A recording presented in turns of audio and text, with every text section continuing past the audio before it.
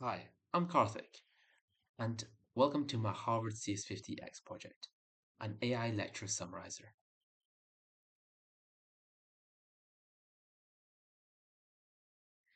So, while most audio summarizers require paid online cloud-based web servers where your data is submitted to an external organization, this summarizer uses local open source tools to create offline private summaries for long-form audio without using any API calls.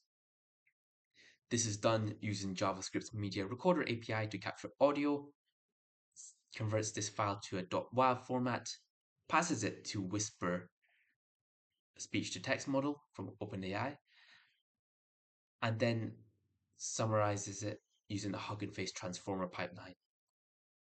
The final transcript and summarized text are returned via browser via JSON and displayed on the page using Bootstrap.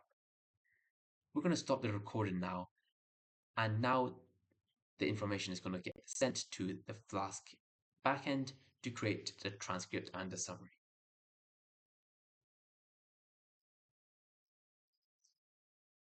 All right, so now the transcript has been created using Whisper and a summary using a Hugging Face transformer, extracting key sentences from the transcript to create the summary.